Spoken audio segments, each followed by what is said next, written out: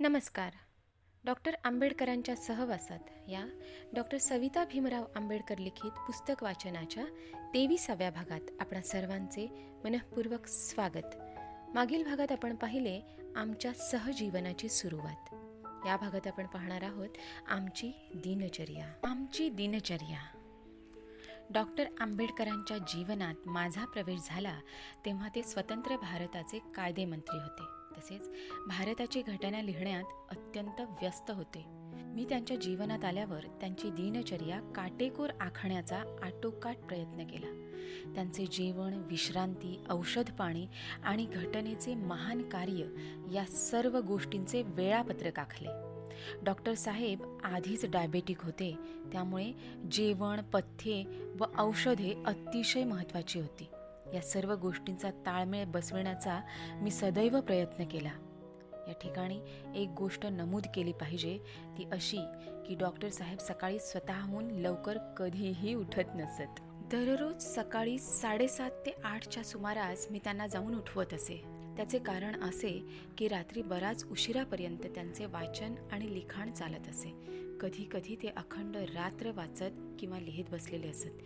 वाचन आणि लिखाण करीत असताना ते जगालाच नव्हे तर स्वतःला देखील विसरून जात असत. त्यांना वेळेचे, झोपेचे, विश्रांतीचे, जेवणाचे, जगाचे, इतकेच काय स्वतःचे देखील भान राहत नसे. रात्री उशिरापर्यंत त्यांचे वाचन, लिखाण चाले. पहाटेच्या सुमारास ते झोपत, त्यामुळे साहजिकच ते सकाळी लवकर उठू शकत नसत. मी मात्र सकाळी 5:30 ते 6ला उठत असे. माझा तो विद्यार्थी दशेपासूनच नित्यक्रम असून आज देखील त्यात खंड पडलेला नाही. मी सकाळीच उठले म्हणजे बंगल्याबाहेरील विस्तीर्ण बागेत 1-2 चक्रा मारत असे. नंतर मी आमच्या माळ्याच्या घरी जात असे. आमच्या माळ्याची खोली बंगल्याच्या गेटला लागूनच होती. माळ्याकडे जाऊन त्याच्या कुटुंबियासमवेत मी चहा घेत असे. त्यांचा चहा म्हणजे बिनदुधाचा कोरा असायचा. थोडा वेळ त्या माळ्याच्या कुटुंबियांसमवेत घालविल्यानंतर मी मुखमार्जन आणि इतर प्रातर्विधी उरकून घेत असे. त्यानंतर आंघोळ आटोपून डॉक्टर साहेबांसाठी इंग्रजी पद्धतीचा म्हणजे उकळलेला चहा, साखर आणि दूध वेगवेगळ्या भांड्यात असून आवडीनुरूप प्रमाणात घ्यायचे असतात. चहाचा ट्रे असा तयार करून डॉक्टर साहेबांच्या बेडरूममध्ये जाऊन त्यांना मी उठवत असे. ते उठल्यावर माझ्या हातांनी त्यांना चहा करून देत असे. आम्ही दोघेही मिळून चहा घेत असू. डॉक्टर साहेब इंग्लंड अमेरिकेत राहिल्याने त्यांना बेड टी घेण्याची सवय होती. चहा घेता घेता ते सकाळची वर्तमानपत्रे चाळत असत. चहा पिऊन झाला म्हणजे ते थोडा वेळ वर्तमानपत्रे चाळत बसत. डॉक्टर साहेबांना न्यूरायटिस आणि रक्तदाबाचा त्रास असल्याने त्यावर योगासने उपयुक्त ठरतात, म्हणून मी त्यांना काही ठराविक योगासने शिकविली होती आणि ती त्यांनी रोज नियमितपणे करावी असा मी आग्रह धरीत असे. चहा पिऊन आणि पेपर चाळून झाले म्हणजे ते योगासने करीत. थोडा वेळ हा व्यायाम केल्यावर ते बंगल्याच्या व्हरांड्यात येऊन लांब खुर्चीवर पडून असत. यानंतर आमचा ड्रायव्हर त्यांच्या सर्वांगाला मॉलिशचे तेल लावून मॉलिश करत असे. अशा प्रकारे नियमित मॉलिश करून घेण्याची त्यांना सवय मीच आग्रहाने लावून दिली होती. हेतू हा की त्यांच्या शरीरातील रक्ताभिसरण सुरळीत होऊन मज्जातंतूंना तरतरी यावी, अशी त्यांच्या शरीराची मॉलिश जवळजवळ अर्धा तास चालत असे. मॉलिश करून आमचा ड्रायव्हर देखील घामाघूम होत असे. डॉक्टर साहेबांना योगासने तसेच मॉलिश करायला लावणे हा उपचाराचाच एक भाग होता आणि म्हणून मी आग्रहाने ती सवय त्यांना लावली होती. नंतर डॉक्टर साहेब मुखमार्जन आणि प्रातर्विधी आटोपून आंघोळीला जात. आंघोळीसाठी त्यांना गरम पाणी लागे. बराच वेळा मीच त्यांची आंघोळ घालून देत असे. मी त्यांच्या अंगाला साबण लावून घासून आंघोळ केलेली त्यांना फार आवडत असे. मी आंघोळ घालीत असताना ते एखाद्या निरागस आणि आज्ञाधारक बालकाप्रमाणे बसून राहत. मलाही त्यांच्या या निरागसपणाची मोठी गंमत आणि कौतुक वाटे. आंघोळ झाली म्हणजे त्यांचे अंग पुसून कोरडे करण्यास देखील मी मदत करीत असे. आंघोळ आटोपून डॉक्टर साहेब न्याहारी करण्यासाठी डायनिंग टेबलवर येऊन बसत. साधारणपणे 8 ते 8:30च्या दरम्यान ते न्याहारीसाठी टेबलवर हजर असत. त्यांना एक हौसच होती असे म्हणा ना, आणि ती म्हणजे न्याहारीचे पदार्थ मी माझ्या हातांनी ताजे आणि त्याच वेळेस करून द्यावेत.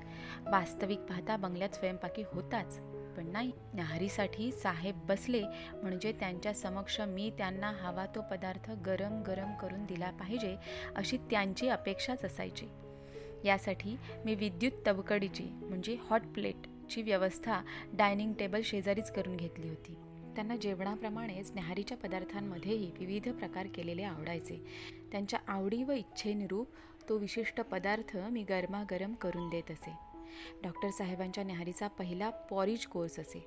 हे उकळलेले ओट्स दुधात चांगल्या रीतीने मिसळायचे म्हणजे झाला तयार पॉरिज कोर्स. ह्या दुधात मी त्यांना थोडे बदाम वाटून घालून देत असे. त्याला तुम्ही पेज म्हणा ना, कांजी म्हणा, पाश्चिमात्य भाषेत हा पदार्थ पॉरिज म्हणून ओळखला जातो. डॉक्टर साहेबांच्या न्याहारीचा पहिला कोर्स पॉरिज असे. कधी कधी ते कॉर्नफ्लेक्स देखील घेत असत.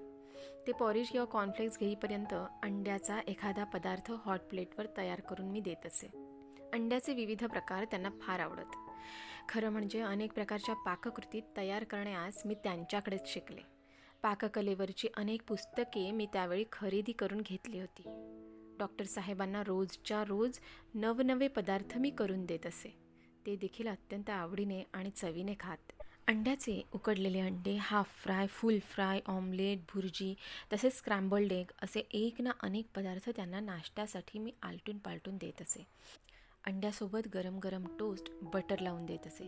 निरनिराळ्या प्रकारचे जाम त्यांना विशेष आवडत. अंडी टोस्ट झाल्यावर ते कॉफी घेत. कॉफी त्यांना अतिशय आवडे. क्रॉकरीची त्यांना फार आवड. नाश्त्यासाठी, चहासाठी, कॉफीसाठी, जेवणासाठी अशा निरनिराळ्या प्रकारचे क्रॉकरीचे सेट्स आमच्या बंगल्यावर होते. चहासाठी चहाचाच, कॉफीसाठी कॉफीचेच, न्याहारीसाठी न्याहारीचीच आणि जेवताना जेवणाचीच असे विशिष्ट सेट वापरले पाहिजेत अशी त्यांची ताकीद होती. निरनिराळ्या प्रसंगी ते निरनिराळे सेट वापरायला सांगत. सकाळची न्याहारी ते व्यवस्थित घेत. हाच त्यांचा आहार. दुपारी ते जास्त जेवत नसत. पॉरिज किंवा कॉर्नफ्लेक्स, अंड्याचा एखादा प्रकार, सोबत टोस्ट बटर किंवा जॅम बटर आणि नंतर चहा अशा 3 कोर्समध्ये न्याहारी होत असे. न्याहारी आटोपली म्हणजे लगेचच त्यांची कार्यालयाला जाण्याची तयारी करावी लागे. मीच त्यांना ड्रेसअप करायचे अशी त्यांची अपेक्षा असायची. पॅन्ट ते स्वतः घालत, परंतु शर्ट मीच चढवला पाहिजे. ते दोन्ही हात समांतर उंच करून धरीत आणि मी शर्ट चढवीत असे. शर्ट चढविला म्हणजे बटणे देखील मीच लावून देत असे. कोट देखील मीच चढविला पाहिजे. शर्टाची बटणे लावून झाली म्हणजे लगेच ते हात वर करून उभे राहत आणि मी कोट चढवीत असे. कोटाची बटणे लावून म्हणजे कोटाच्या खिशात विशिष्ट घडी करून रुमाल मीच ठेवला पाहिजे. रुमालाची कोपऱ्यावरील घडी खिशावर विशिष्ट रीतीने त्रिकोणी खिशावर दिसली पाहिजे. ड्रेसिंग टेबल समोर ते एखाद्या निरागस बालकाप्रमाणे उभे राहत.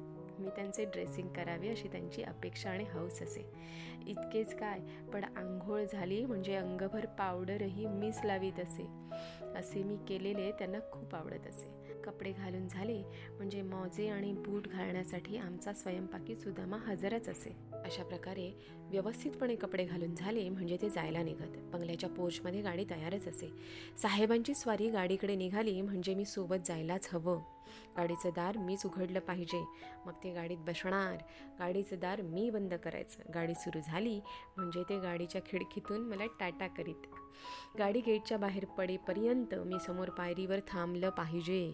दृष्टी आड होईपर्यंत ते मला गाडीतून पाहत राहणार. या सगळ्या गोष्टी अगदी ठरलेल्या होत्या आणि आपोआपच घडत होत्या. त्यांना ते फार आवडत होतं आणि मीही प्रत्येक गोष्ट आनंदाने आणि उत्साहाने करीत होते.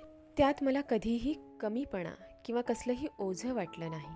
घरातून ते साधारणपणे 8:30च्या दरम्यान बाहेर पडत.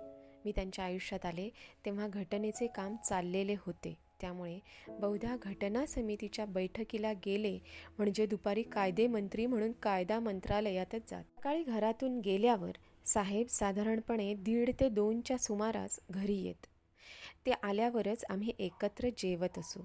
त्यांचे जेवण फारच कमी होते. गव्हाच्या पिठाचे 2 लहान फुलके आणि थोडासा भात एवढंच ते खात. जेवणात त्यांना मांसाहार फार आवडे. ते अगदीच थोडं खात, पण पदार्थात त्यांना विविधता आवडे. निरनिराळ्या पदार्थांचे निरनिराळे प्रकार त्यांना आवडत. मटणाच्या प्रकारापैकी रोस्ट मटण त्यांना विशेष आवडे. पाश्चिमात्य देशात साहेबांचे जास्त वास्तव्य राहिल्यामुळे त्यांना पाश्चिमात्य पद्धतीचे तयार केलेले खाद्यपदार्थ जास्त आवडत.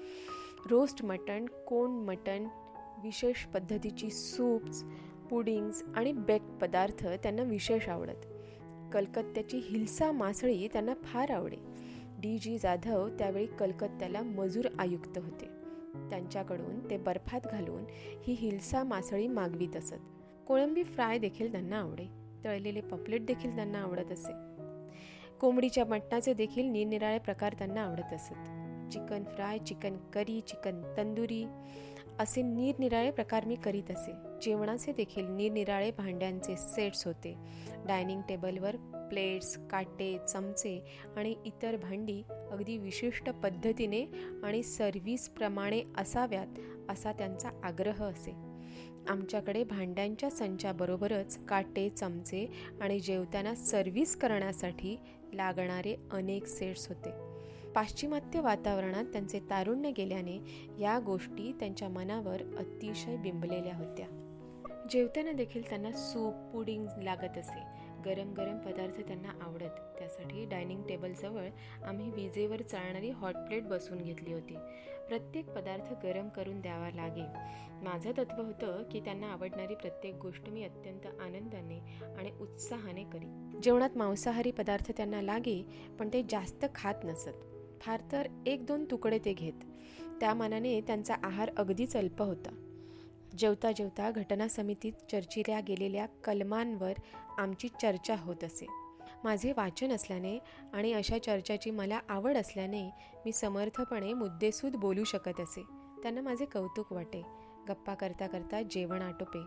जेवण आटोपल्यावर डॉक्टर साहेब परत वाचायला किंवा लिहायला बसत. तेव्हा त्यांना जबरदस्तीने उठवून विश्रांतीसाठी बेडरूममध्ये न्यावे लागे. मात्र हेतू हा असे की त्यांना कोणत्याही परिस्थितीत विश्रांती मिळावी. डॉक्टर साहेबांची आणि माझी सवय होती की आम्हाला उजेडात झोपच लागत नसे आणि म्हणून डॉक्टर झोपल्यावर बेडरूमची दारं, खिडक्या बंद करून तसेच पडदे टाकून मी खोलीत अंधार करीत असे, जेणेकरून त्यांना झोप लागावी. अशा प्रकारे दुपारच्या वेळी जेवणानंतर मी त्यांना आग्रहाने झोपवीत असे. आमच्या बेडरूममध्येही टेलिफोन होता. त्याच्या आवाजाने डॉक्टर साहेबांच्या झोपेत व्यत्यय येऊ नये म्हणून टेलिफोनवर उशी दाबून ठेवीत असे, जेणेकरून टेलिफोनची घंटी त्यांना ऐकूच येऊ नये. कारण जरा घंटी वाजली म्हणजे कोणाचा फोन आहे म्हणून उठून बसत. त्यासाठी अशी काळजी घ्यावी लागे. मी सहसा दुपारची झोपत नसे.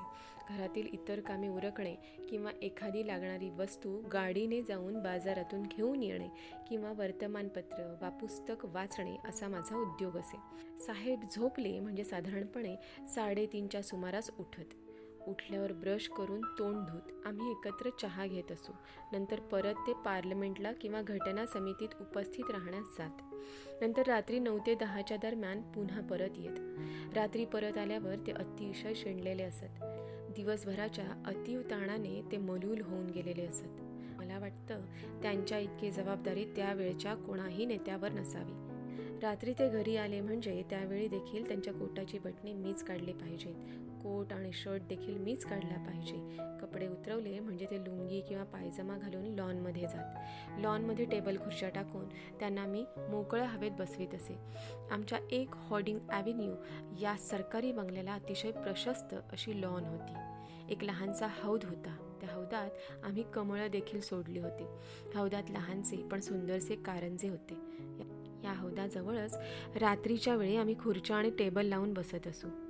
घटना समितीचे काम तसेच कायदा मंत्रालयाचे काम, घटना समितीत दुसऱ्या दिवशी मांडल्या जाणाऱ्या कलमांची माहिती इतर सभासदांना देऊन त्यांच्या शंका निरसन करणे इत्यादी अनेक कामे करून ते रात्री अतिशय थकून परत येत. त्यामुळे मला जेवण नको किंवा हे नको ते नको असा हट्ट धरून बसत. अशा वेळी माझी मोठी पंचाईत होऊन बसे. त्यांची एखाद्या लहान मुलासारखी समजूत घालावी लागायची. कधी कधी तर एखाद्या पदार्थाचा हट्ट धरायचे. मग तिथेच लॉनमध्ये स्टोव्ह आणि लागणारे इतर साहित्य आणून त्यांनी इच्छा प्रदर्शित केलेला तो विशिष्ट पदार्थ तयार करून देत असे. तेव्हा कुठे ते थोडंसं खात. अन्यथा मला भूक नाही, मला जेवायचे नाही असे पालुपत चालूच असायचे. थोडा वेळ लॉनमध्ये बसल्यावर मग ते बंगल्याच्या पहिल्या मजल्यावर असलेल्या त्यांच्या बेडरूममध्ये जात. परत रात्री 1-2 वाजेपर्यंत वाचन, लिखाण किंवा घटना समितीच्या नोट्स काढण्याचे काम चालत असे. अधूनमधून मी त्यांना काय हवं काय नको याची चौकशी करून येत असे. रात्री 1-2 वाजता कधीतरी ते झोपत. दुसऱ्या दिवशी सकाळी नेहमीप्रमाणे मी त्यांना 7:30च्या दरम्यान उठवायला जात असे. घटना समितीचे कामकाज चालू असताना त्यांचा दिनक्रम साधारणपणे असा होता. पुढील भागात पाहू माझा पहिला जाहीर स्वागत समारंभ आणि जीवनातील सुवर्णक्षण. भेटू पुढील भागात.